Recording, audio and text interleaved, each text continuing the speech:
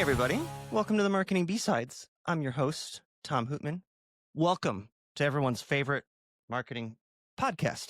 As you all know, this is the podcast where every single person, organism, living, breathing animal on Earth is a marketer, and none of us seem to have or pretend to have any of it remotely figured out. This is where we talk to individuals about their stories, marketing adjacent, and how they've had to build careers, how they've gotten where they are, how they help companies, how they help people, what they do, and just generally have wonderful conversations with folks that I'm really excited to meet who I think have something that they can offer to make it entertaining. Thanks for joining me. Please, as always, you know what to do. Like, subscribe, comment, DM me on LinkedIn, email me, tom@mixtapedigital.com. Whatever you want to do to get in front of me. I'm always soliciting feedback. And as we get into this, we're starting to get a little bit of a rhythm in these episodes. And I appreciate that. I enjoy that because we're already like 13 episodes in, which is crazers because I feel like I just started it. Today's guest is a gentleman that when I spoke recently, they invited me to speak at the Indiana University Media School for Career Day. And I was in the room with some just amazing people. I was on a Jumbotron, which was weird. But I went the night before. There was like a welcome reception. And the last thing you want, you know, that in the winter, because it's winter outside, happy holidays. The last thing you want to do when it's like dark at 4 p.m. is like go out of your house on like a Thursday night.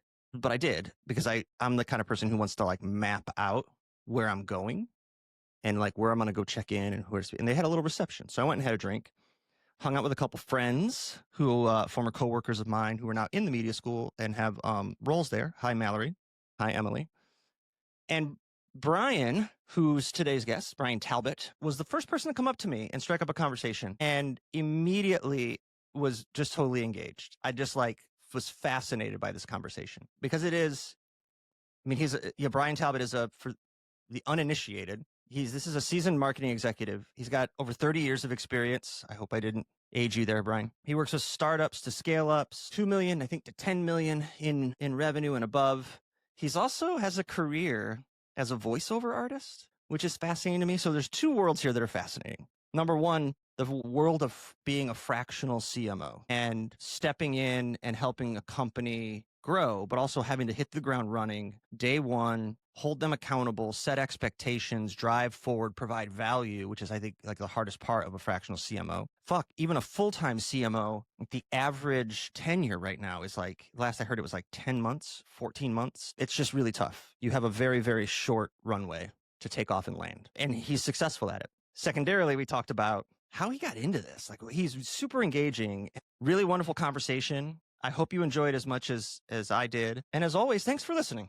I really appreciate you. And I hope you enjoy it. Kathleen and sound. So like you and I met at a reception ahead of Career Day at the Indiana University School of Media. Yes. Yeah.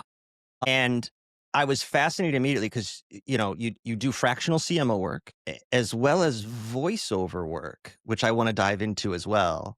Okay. It's a choose your own adventure book though, Brian. Where do you want to start? Do you want to start talking about CMO or the voiceover stuff? Is fascinating. You know, it's a mishmash. I started out, I came out of IU and I was sure that I was going to be a radio god. And so I came out to work radio. My first job was moving from Bloomington, Indiana to Lafayette, Indiana to go work at a radio station there, which was a nightmare. Big move. Because it's not only the cultural difference, I'm fresh out of college, I'm selling radio time, which I'd rather be on the air, right? No one really wants to get into radio sales. But I got my foot in the door that way, and I realized that I'm selling against all the Indianapolis stations because you can still pick up all the signals and all that stuff. It was a big eye-opener into the business world, but it wasn't what I wanted to be doing. So I moved out to LA, and lo and behold, I picked up production jobs at 2 different radio stations and a recording studio. And so all of that just kind of escalated over time. I ended up moving from LA to New York and from New York back to Indiana for personal reasons. Worked in studios all that time, but I also started picking up, I kind of have always done marketing. When I started selling radio time, I figured out the easiest way to sell was to go in with a demo script, you know, and this could be you. And They like I like that. the way you just slipped into voiceover mode for a second. I love that. Yeah, exactly. And then I would voice it. I would go, and I'd do the whole thing and like, well, that's pretty good. Maybe I'll do that. I'm like, okay, cool. We're in. And so it just one thing led to another. I figured out how to do print when I had a client that needed that. I put up my first website for a client in 1991 using Netscape Navigator tools. Just, Nice. And so I kind of fell backwards into marketing, and I always wanted to do the talent thing. At one point in 2004, I moved out to Los Angeles and really gave a shot at the acting thing. Got a couple of really small parts and things and nothing that you would actually recognize. Did some student films and some, reality-based TV shows and things like that. But I always was able to do the voiceover thing. And so that was a whole lot of fun. And by that time, I had some friends that worked in the production world, and one in particular who did a lot of video game work. And so that's how I ended up doing all of the voiceover stuff, the video games, video game direction, talent direction, and all that. I fell into it backwards, knowing that that's where I wanted to go, which Yeah. was pretty fun, pretty cool, right? The first time I was working at a studio and someone needed a voiceover, and they're like, "Why don't you hop on the other side of the glass?" And that's actually a very common Jeez. that's a Yeah. common thing for a lot of engineers to be in that situation. We just need a quick tag. So that's how it starts. I used to be a long time ago when I was in college, before I got into radio and TV, I was a theater major. And so it's really easy to create your characters and do all that stuff. The funniest thing is I actually had to, when I first started doing voiceover work, I had to create a character that was Brian's normal voice, because I hated my own voice so much that I couldn't just walk into a studio and do it. So I had to create in my mind, and talk about how psychological all this is. In my mind, I created a character called Brian's normal voice. And so it was just simply another character that I would roll into. So a lot of craziness, a lot of fun. Gave me about Yeah. Go ahead. 35 years Sorry. worth of fun. And now that whole industry is completely upended. So, Caved in. Yeah. Well, you yeah. talked about radio sales. I worked in outside sales. I worked in retail and restaurant, and then I worked in outside sales for about a decade. And I was always, and then that's how I got into digital marketing and performance media, is on the new biz side, because it's communication. It's a bit of a character you play. It's also, I learned really quickly, like, the hardest part's just showing up and being yourself. Like, I worked with a lot of, and this is the olden days, a lot of guys who had their closes, practice closes, and they read books Right. on, like, they say this, you say that. I can't remember what I had for breakfast today. I can never think that fast.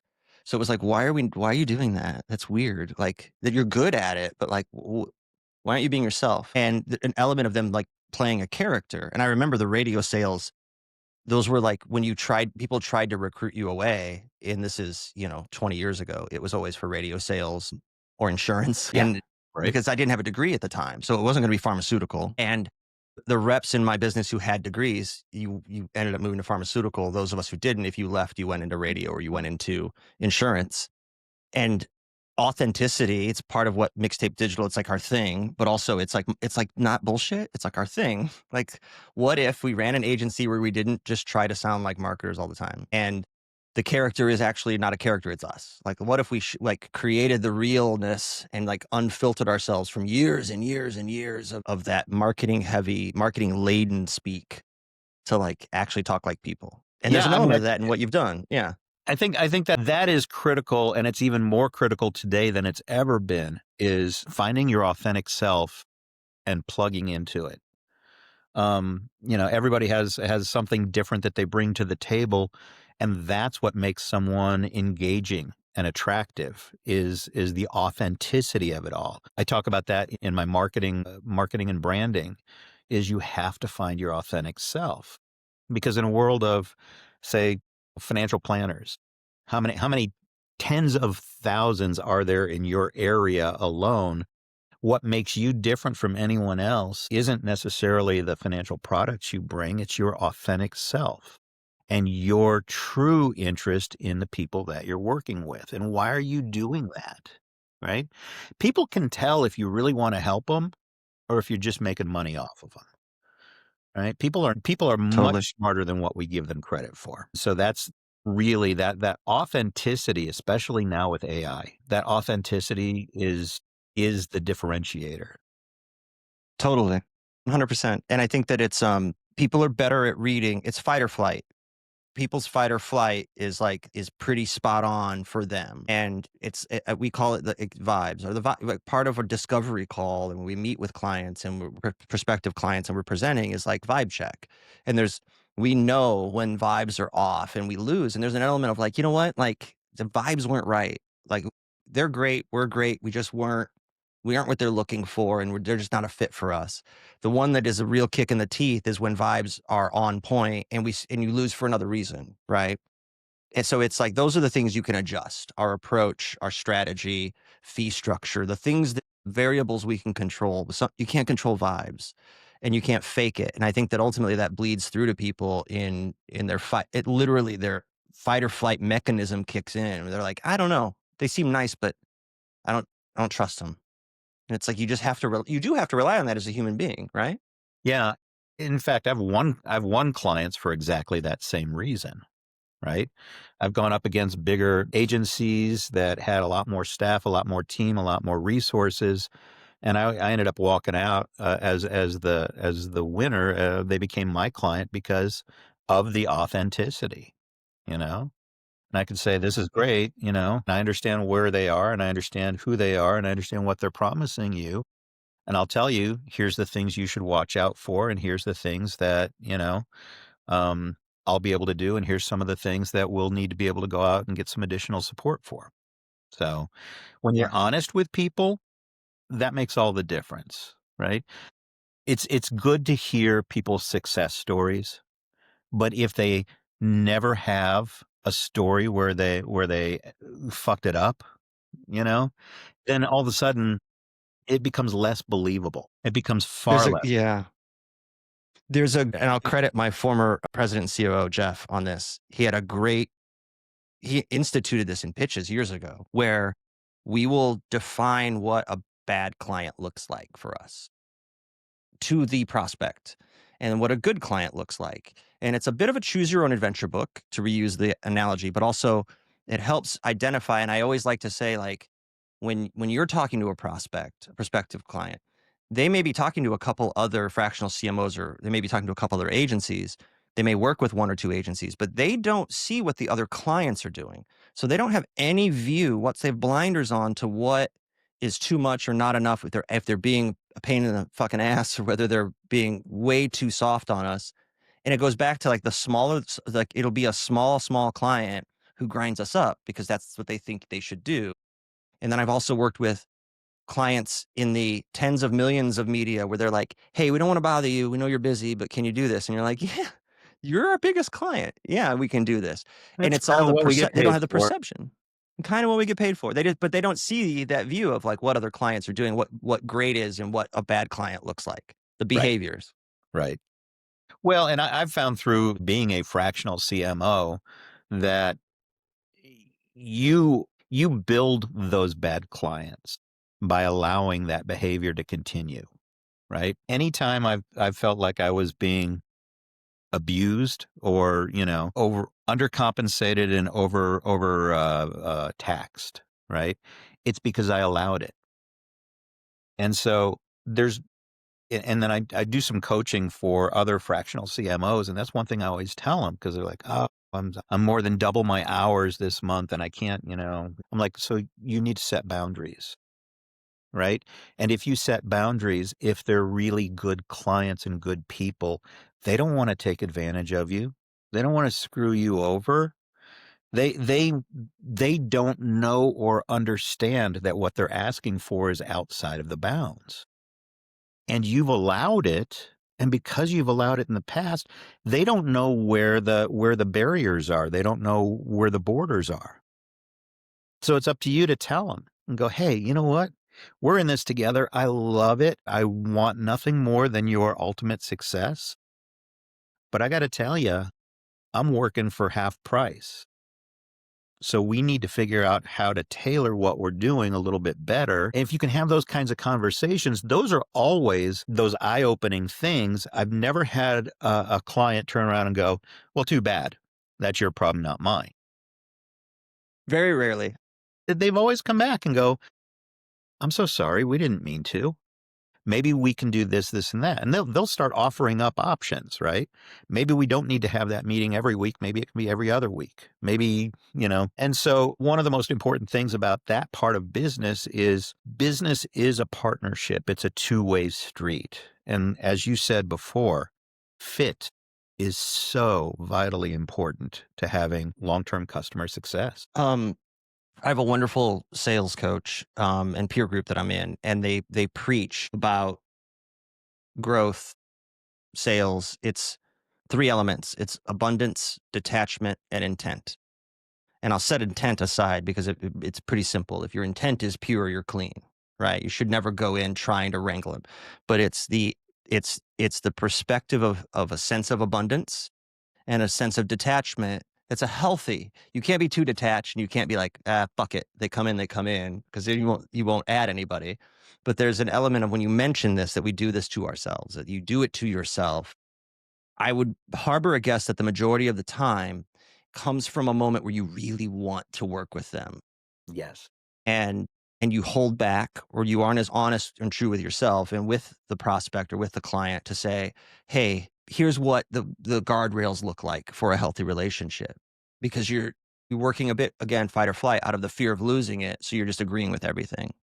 And it happens. It's not that it's like waging war on jealousy. You'll still have those moments where you really want one, but I'm a big proponent of, that's on us down the road to have that uncomfortable. I'm like, that's what I get. That's my job. That's what I'm here for, I'm the person who should say, hey, do you have a minute? Can we chat? Can we catch up? Like, hey, I just want to be honest with you. We love working with you, like you said, but we're working for half price. And like the team doesn't feel like you're hitting the mark. They feel they're running really hard. And I like to step into like that separate person. My character is a person looking in on the conversation. This is the part where I have to tell you that like I have to protect the team a bit, because you're like diffusing a bit of the me versus you into like, hey, this is part of my role where I have to step in and say the team's losing sleep and dry heaving over a perception of missed work. Because when you have a good team too, they care that much, and they're like, not that they're dry, God, I hope my team's not dry heaving, but like they give a shit. Right? Yes. And like and also you got to call it and be like, hey, if I have a team member who's not giving a shit, that's an internal conversation you have to have where you say, hey, you got to. Well, that's one of the coolest parts about being a fractional CMO, right? I work specifically with companies between 2 and 20 million, right? And my promise to them is that I will double your revenue while we work together, right? Because I have systems and processes, I have frameworks that I use to be able to do the discovery, to be able to evaluate the market, create targeted messages that resonate with your market, and then create a strategic roadmap that goes ahead and implements all of the execution to be able to reach those people and grow and reach your goals. It's all goal focused, SMART goals and all that. And so I work with the market, the message, and the map. And I developed this over decades, right? At first, I just started doing it. And I had one CEO that I worked for at 2 different companies. And one time he brought me in and a client was there and he said, this is Brian. He does marketing magic.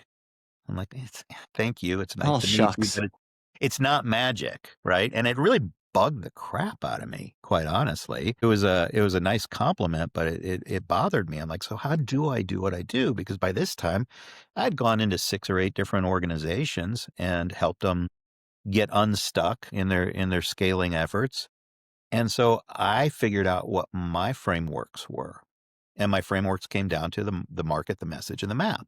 And if you do these things and you set the strategic platform from the get-go, that is what made me be able to be successful. And so now I do that with all my clients. And honestly, when you talk about fit, if I have a client that says, no, I don't want to do that.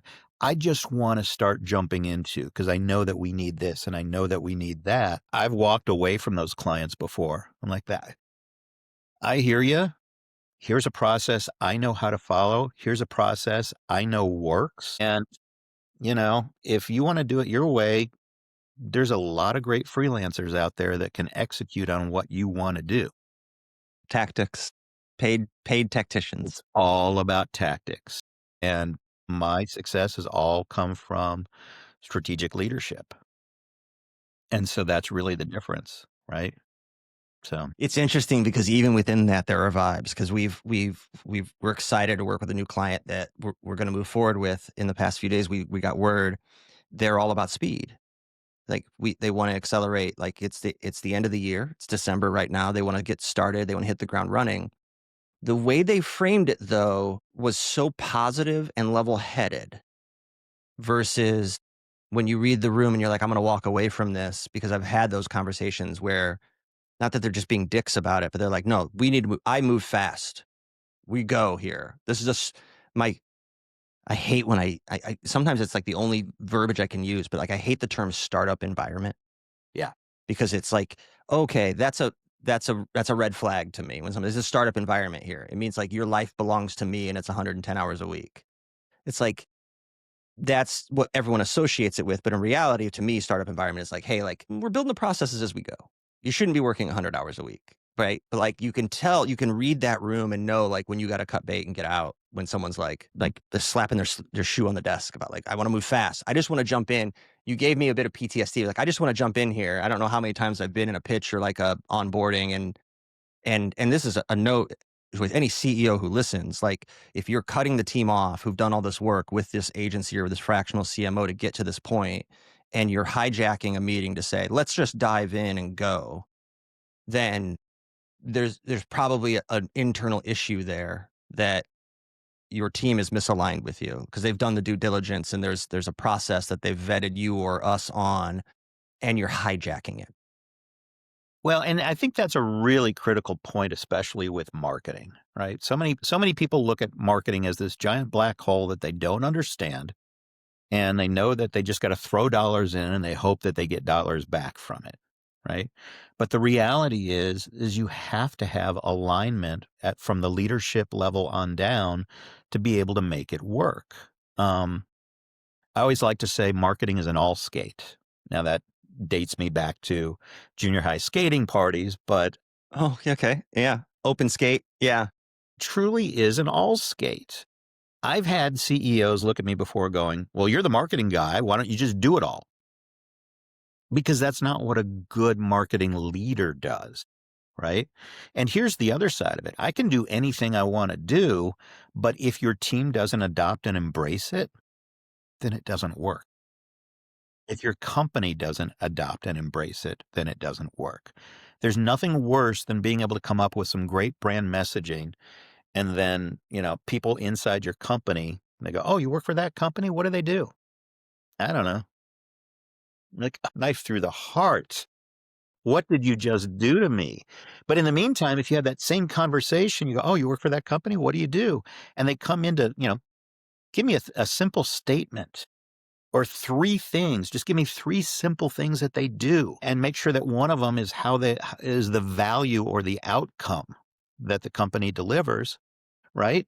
That's when you start I know a guy who could probably use you, right? That's when you start the I know a guy conversations. And that's when you really create that advocacy. And advocacy is internal as much as it is external. And that's really the goal of what we're trying to do is we're trying to build a story that people can understand and that they can believe in and that they can build trust around, right? And so if you're doing all that, that's the right approach. But one person hired to be your marketing department, you can't get there from there. So Yeah. You can't dictate that. When you say internal versus external, like it resonates, right? You mean you have to get buy-in for prospective clients as well as like your team, right? Like your day-to-day rank and file, everyone on board. And if they can't get excited, net promoter score, right, is like the benchmark everyone uses for companies, right? Would you recommend us to someone? Right. And Right. then you look at everything from 8, 9, or 10, or everything below, I think 7. And we like the best net, there's an internal and external net promoter score because like that says a lot about your team. If they're in an anonymous survey saying, God, no, I wouldn't recommend us. It's a train wreck, right? Whether they're right or wrong, whether it's like perspective, and I'm sure they color it with their own experience, it tells you where you've missed the mark. That's your obligation to fix internally. And when I say your obligation, I don't mean you, Brian. I mean the company's obligation, the all skate to fix it versus, well, I'm sure what you walk into a room a lot of times and they're like, let's hire someone to fix this. And it's like, this isn't electrical work or plumbing. Like we all fit under the sink. So like we're all going to turn the wrench and fix this. So do you run into a lot of situations? I'm sure you vet that where you're meeting with a company and you get that impression that they're like, come here, you come fix all of it for us. Yeah. And that's, I literally have the marketing as an all skate conversation to see if they want to play, and I'll talk about success stories that I've had because of that collaborative effort where everyone felt a part of it. I had one company that I worked with that I after we came up with our brand messaging, we sent it out to everybody, told them to put it on their desk and understand it and get to know at least the 3 key bullet points, right? And then I went back into my old radio days and pulled out a promotional contest where we would just randomly dial people within the company, you know, internally and say, so what is the company? And if they could knock out, some of the key points, we'd give them all sorts of company swag, which did so many things, right? First of all, got swag into their hands. Second of all, gave them a reason to care and to think about it. And that actually worked incredibly well. This was a company that grew to $100 million and got stuck, and they had no idea what to do. And so I came in and I did my whole marketing map program. And that's when we got everybody engaged. And we were able to grow that company by 65%. And this is in the technology space during a um, the technology stall of 2008 to 2012. Mm-hmm. And we The grew everything stall. it wasn't everything stall, right? But technology companies especially. And we were able to get them to grow by 65%, add double the number of clients they were dealing with, and got an 84% year over year continuance on their clients. So, but it all started with the fundamentals, with the basics, with understanding your market, creating messaging that resonates, and then developing a map to be able to get there. Yeah. So, that's You mentioned you work is 2 to 20 million in revenue. I'm going to ask this before I ask a follow-up question. Like what is, and I'm not just, don't not give me your ICP because I hate that question, but what are your favorite types of clients to work with? What industries, regional, national, like manufacturers, technology, yeah. local? Each one is different, right? Local is different than regional. Regional is different than national.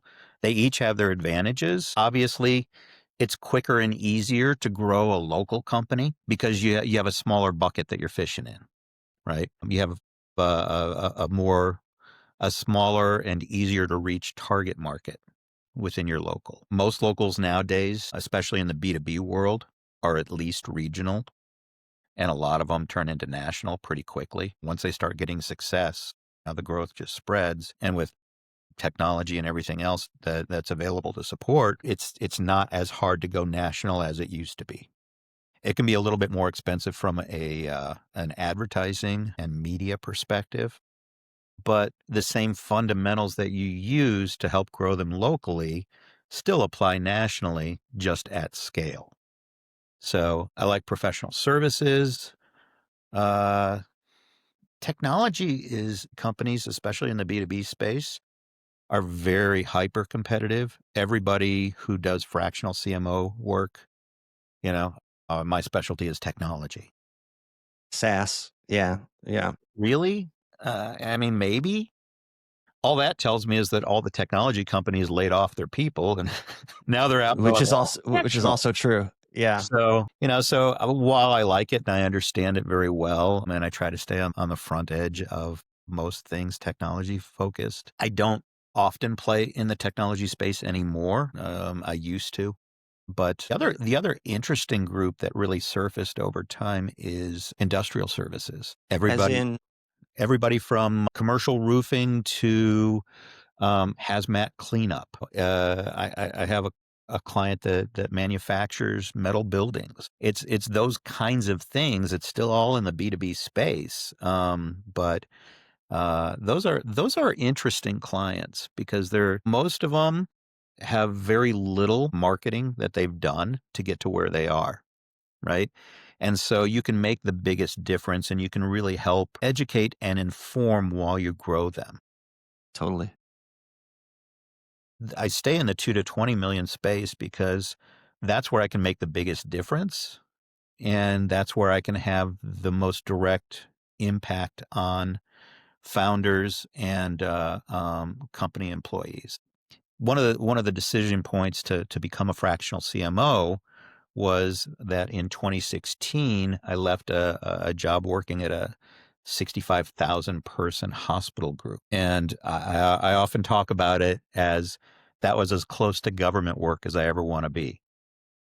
So after that, I stopped and did a little bit of reflection. I said, so what do I really want to do when I grow up? And it's like, well, I want to provide those high value things that I learned over time. That's really what's kind of important to me. The things that make a difference, the things that you can't just, go outsource real easy. And I don't want to spend my time in meetings that I don't belong in or, sitting around trying to figure out where we're going to go to lunch today. That didn't feel like a good use of my time. And so my highest and best value was fractional CMO work that was Yeah. focused on strategy. So what I really offer is I offer leadership, accountability, and expertise because I've been around for a long time.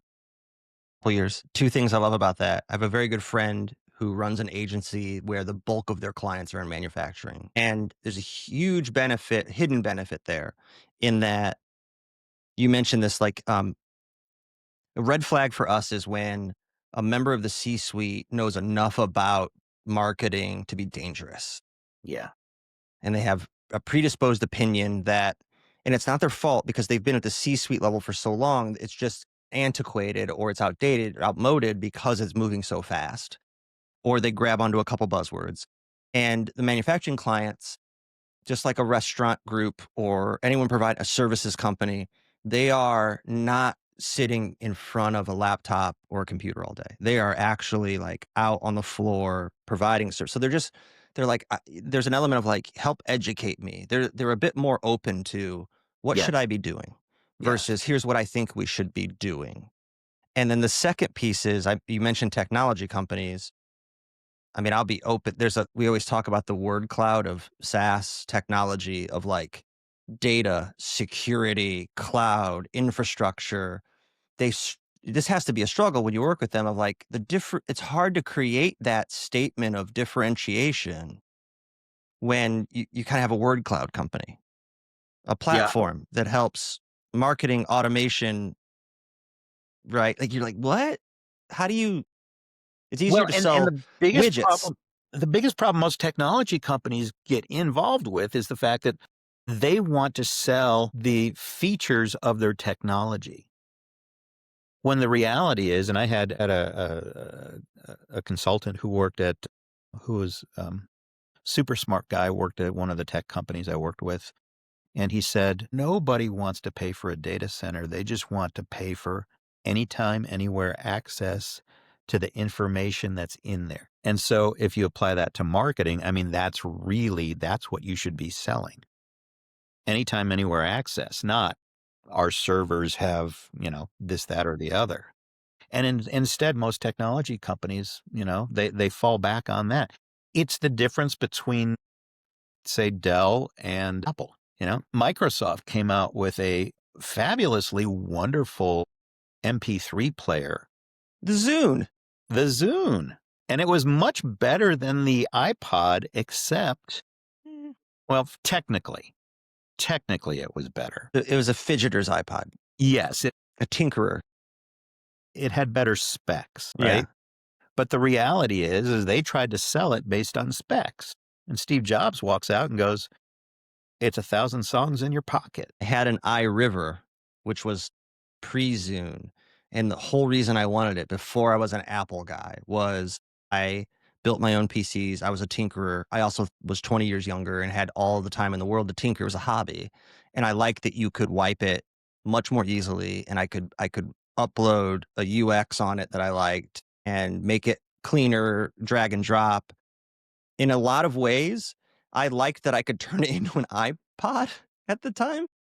And but it's the element of control. I have friends who find like they either haven't made the jump to an iPhone or they're still on an Android phone, and it's like they still have PCs at home. They like to build their own machines. And it's like there's a market for the tinkerer who likes having that control, but it's an Absolutely. island that's shrinking because I think as responsibilities expand to fill the space in our life, you hit a point where you're like, fuck, can I just turn it on and have it work? That's it.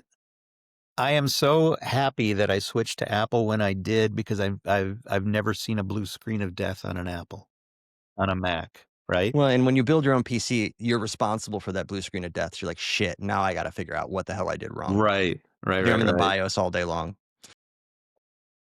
2 quick questions and I'll cut you loose. Number 1, I ask everyone what song or songs. You were the first person to answer ahead of time. So I appreciate that about you because you're like detail oriented and diligent. You said I Won't Back Down by Tom Petty. Love Tom Petty. Absolutely love him. It was a horrible year because it was like Prince, Tom Petty, and like David Bowie within Yeah, like a all in the year. same, yeah. What made you pick that and why? I guess because when I was younger, I worked so hard to be a pleaser, right? And after I achieved a certain level of success, I realized that my success didn't come from taking orders and pleasing other people. It's from doing what I know is right and doing what I know works, right? So it's really about resolve and having the resolve to stand on what you know and what you know works. I love that. Last piece. What's the best way for people to contact you? Where can they find you? Aside from a reception the night before media school day over a beer. That's actually, take me out for a beer. That's the best way to get a hold of me. Sold. You'll probably get free consulting while you're at it. No, so I'm available at thevaluecmo.com. So my phone and email and all that stuff is available there. I also have my frameworks. The market message and map is now available at mymarketingmap. So you can Awesome. go to that one, and that's much more for professional development. And there's an online community for marketers. That's part of at this point, I just want to help out what I like to call my tribe of marketers who are in marketing, are stuck in tactical execution, and have no idea how to advance their career or how to get recognized by the leadership team. Well, it's because you're focused on the wrong things. You're focused on, what is your customer acquisition cost, or what is your, how many impressions did you get? That's not what gets you to the leadership team, right? Tell me how you're going to double our business. How are you going to help us grow? And all that stuff is all strategically focused. So get out of the firefighting of tactical execution and learn how to become a strategic marketing leader. That's mymarketingmap.com. The other one is the Value CMO. Absolutely love it. Brian, seriously, it was wonderful to meet you. What I love about you is like I was wandering around with a drink, like trying to like look not look obnoxious while I was taking a picture of myself on the Jumbotron to like send to my wife, like, look, I'm on the Jumbotron. You were the first person who was like, hey, what's your name? What do you do? Great to meet you. And I appreciate that for an an introvert who has to pretend to be an extrovert. That means a lot to me, legitimately, that you were like, hey, you need someone to talk to. That means a lot. It was great for you to make time to sit in today. Okay, it's Love the been my pleasure. conversation. I appreciate it. You're taking on new clients still, right? Absolutely. Taking on new Wonderful. clients and looking to help mid-level marketers who feel stuck. I love that. We're all stuck in our own ways. Appreciate the time, Brian. Thanks so much for everything. Thanks so much, Tom. Thanks for having me.